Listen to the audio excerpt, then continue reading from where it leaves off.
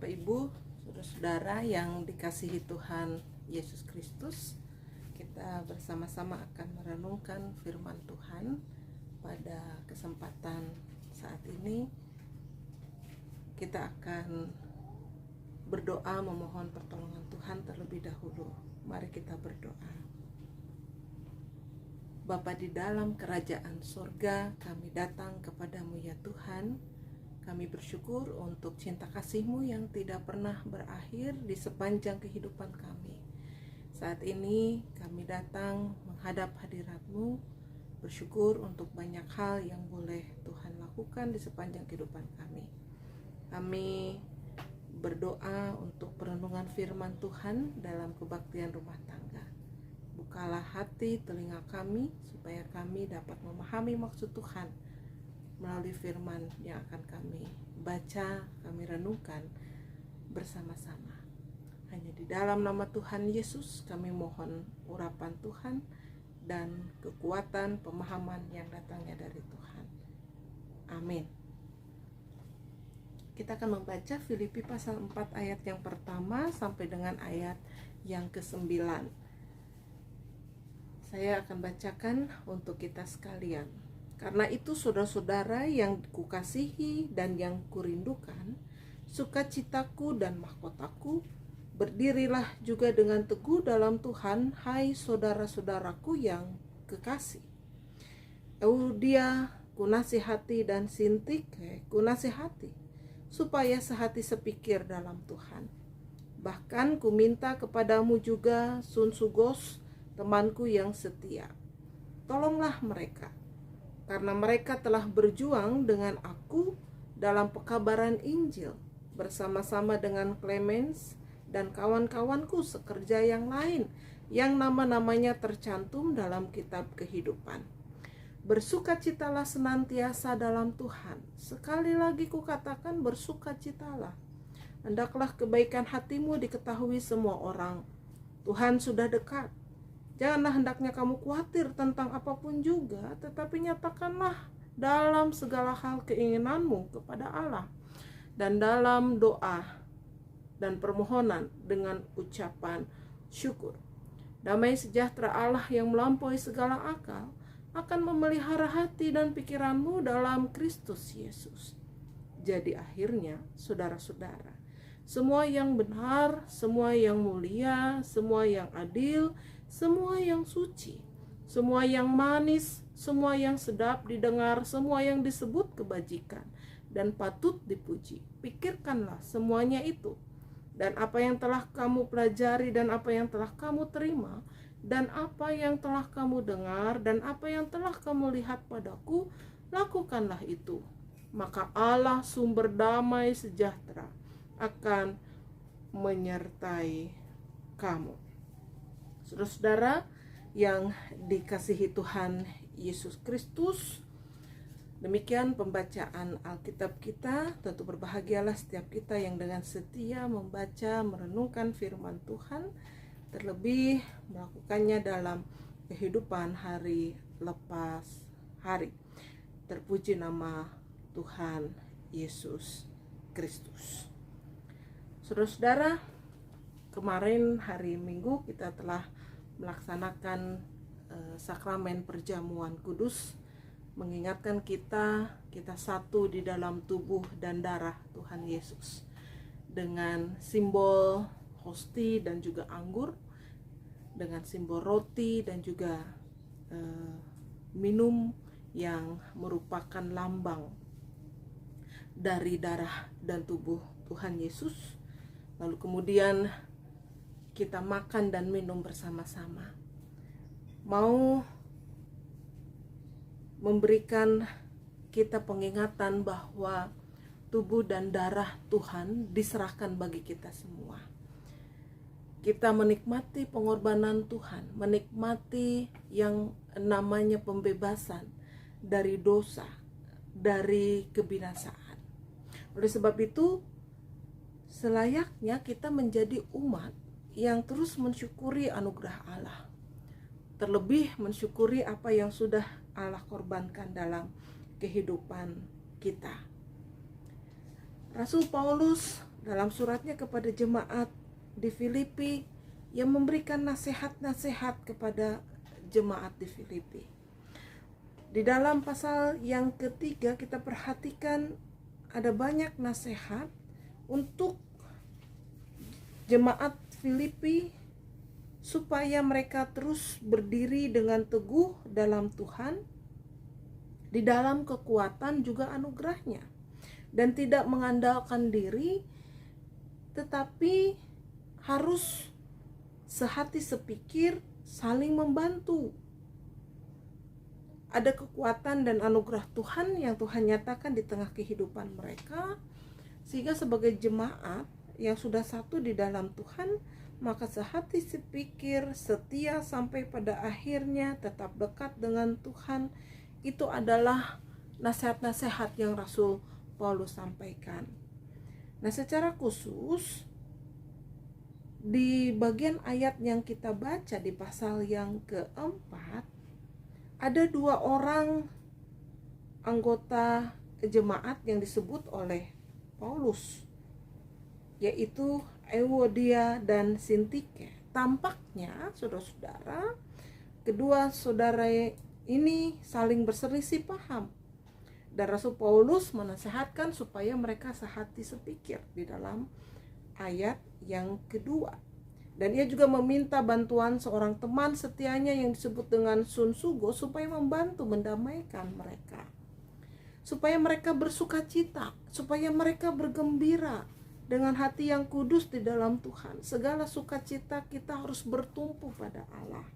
Sebagai tubuh Kristus seharusnya menjadi tubuh yang saling merasakan. Ketika tangan sakit maka kaki pun sakit, ketika mata sakit maka keberadaan tubuh lain pun merasakan sakit.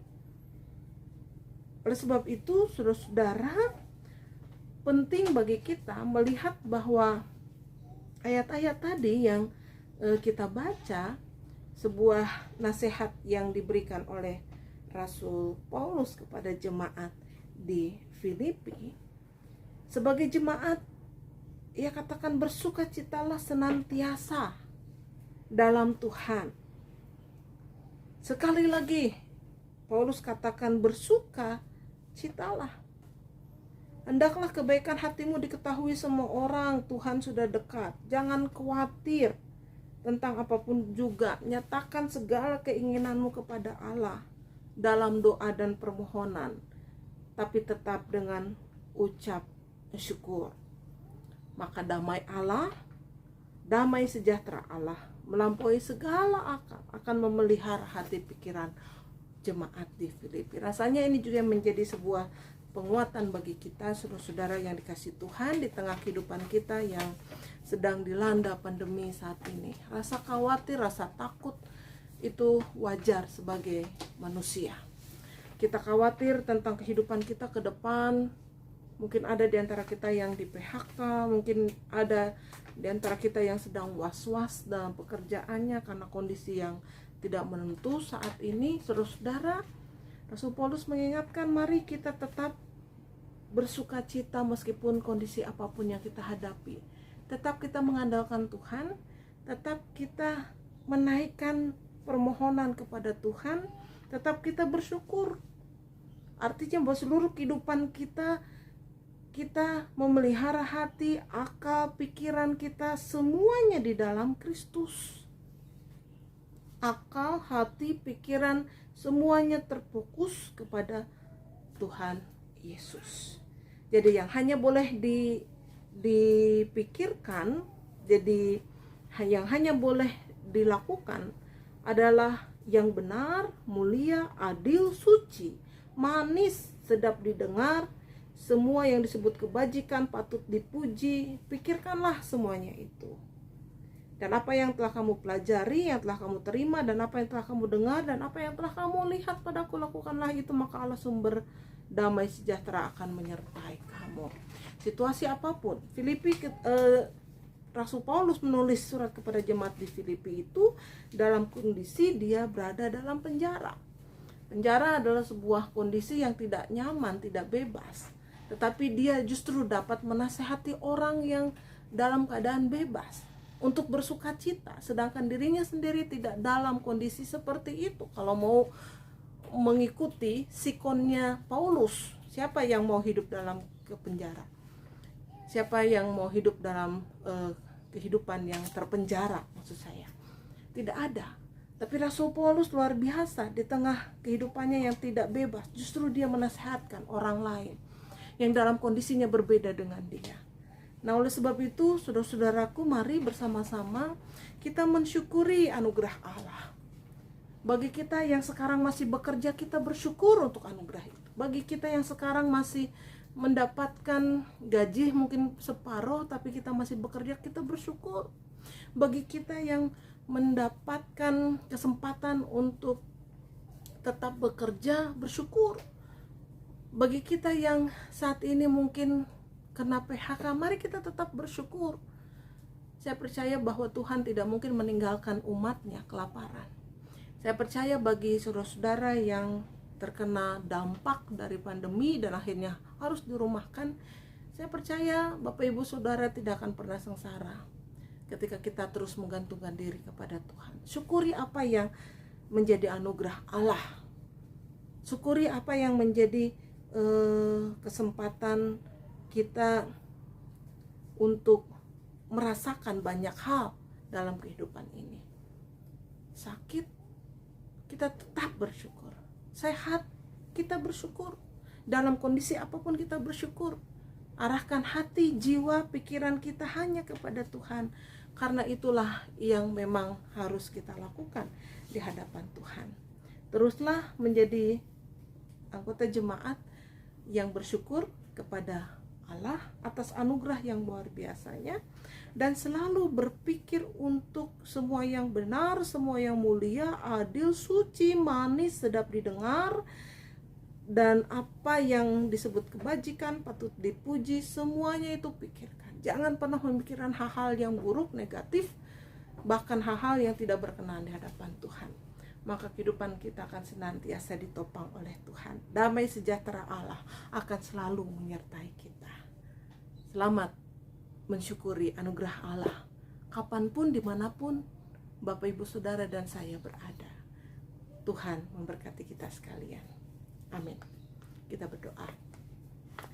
Bapa dalam kerajaan sorga, terima kasih pembacaan firman Tuhan pada kesempatan sore hari ini mengingatkan kami di tengah situasi apapun, kami tetap ingin memiliki hati yang penuh dengan syukur kepada Tuhan. Bapa yang terkasih, ajar kami untuk selalu bersyukur. Apapun yang menjadi pergumulan kami, harapan kami, keinginan kami yang belum terwujud, tetapi yang kami miliki adalah semua anugerah yang Tuhan berikan. Terkadang kami lupa bersyukur. Terkadang kami hanya bisa melihat orang lain yang lebih dari kami. Tetapi sesungguhnya apa yang Tuhan sudah berikan kepada kami lupa untuk berterima kasih dan bersyukur kepada Tuhan. Oleh sebab itu, kami mohon kekuatan dari Tuhan untuk dapat kami menjalankan kehidupan kami hari lepas hari. Terima kasih Bapa. Kami serahkan kehidupan kami kepadamu. Kami serahkan anggota jemaat yang sedang sakit. Kami serahkan anggota jemaat yang sedang bergumul. Kami serahkan anggota jemaat yang sedang dalam pengharapan, yang saat ini sedang was-was, khawatir karena pekerjaannya, karena kondisinya. Kami percaya kuasa Tuhan menolong kami. Ini doa kami, ini permohonan kami yang kami sampaikan seutuhnya hanya di dalam nama Tuhan Yesus Kristus. Kami berdoa dan mengucap syukur kepadamu. Amin.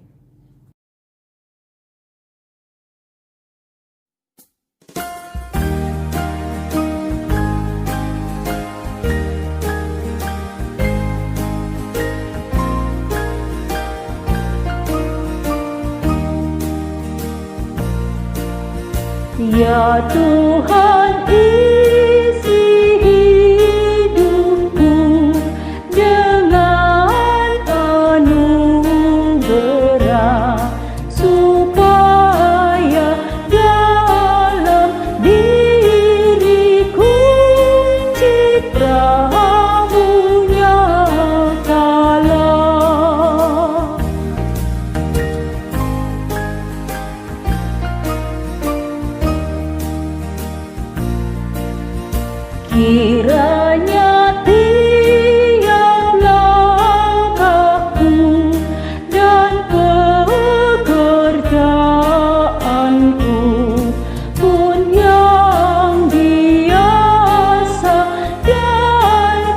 hati